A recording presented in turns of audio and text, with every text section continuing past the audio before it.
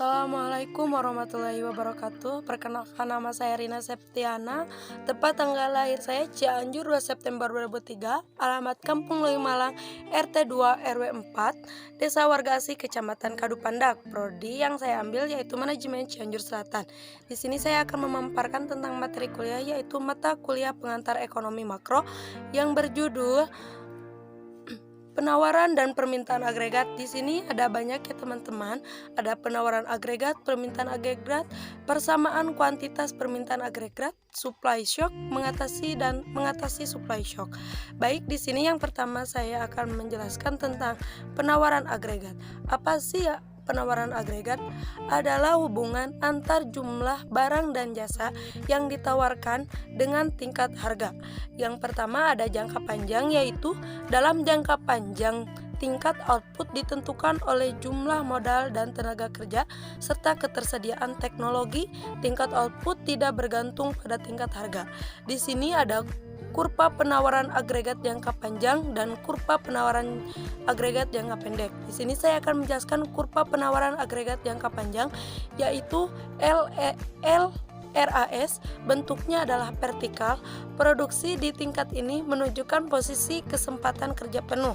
Kurva penawaran agregat jangka pendek adalah harga-harga bersifat kaku, sehingga kurva penawaran agregat jangka pendek SRAS bentuknya adalah horizontal. Yang selanjutnya yaitu permintaan agregat adalah hubungan antar jumlah output yang diminta dengan tingkat harga. Di sini di dalam kurvanya ada keterangan P menunjukkan tingkat harga, sedangkan Y menunjukkan pendapatan output. Di sini ada persamaan kuantitas sebagai permintaan agregat. Di sini ada rumusnya, yaitu MP sama dengan PY.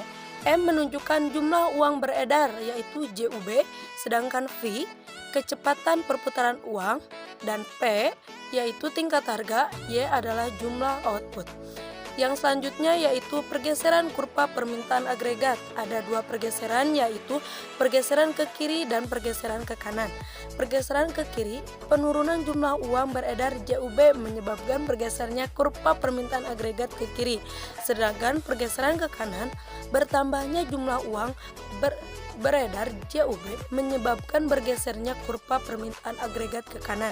Bisa dilihat kurvanya.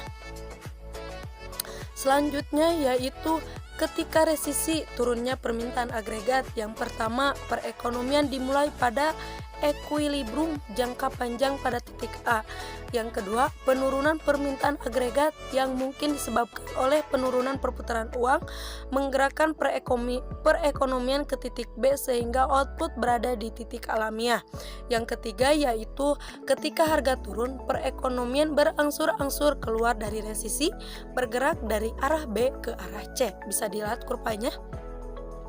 Selanjutnya yaitu ketika terjadi ekspansi atau naiknya permintaan agregat. Ada 3 poin. Yang pertama, perekonomian dimulai pada equilibrium jangka pada titik A. Yang kedua, kenaikan permintaan agregat akibat meningkatnya perputaran uang. Yang ketiga, ketika harga naik, perekonomian berangsur-angsur kembali ke titik alamiah, bergerak dari arah B ke arah C. Yang selanjutnya yaitu supply shock.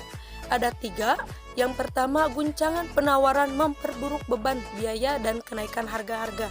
Kedua, jika ada dipertahankan konstan, perekonomian bergerak dari A ke arah B yang menyebabkan stagflasi. Yang ketiga, secara berangsur-angsur, ketika harga turun, perekonomian kembali ke titik alami atau A. Bisa dilihat kurvanya, ada P, B, A, ada AD, LAAS, ada SRAS 1, ada SRAS 2. Yang selanjutnya yaitu mengatasi supply shock. Dalam menghadapi supply shock yang memperburuk, dilakukan upaya untuk mendorong kenaikan AD.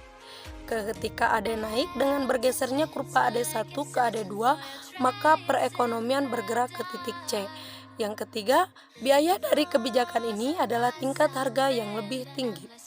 Di sini ada tingkat harga, yaitu ada 2. Yang pertama ada jangka panjang dan jangka pendek. Jangka pendek harga bersifat kaku, sedangkan jangka panjang harga bersifat fleksibel. Di sini ada dua teori. Yang pertama, teori Keynes. Permintaan agregat erat kaitannya dengan perekonomian jangka pendek, sedangkan teori klasik erat kaitannya dengan perekonomian sisi supply shock dan bersifat jangka panjang.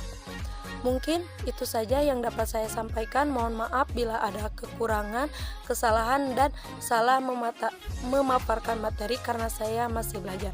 Saya Rina Septiana undur pamit. Wassalamualaikum warahmatullahi wabarakatuh.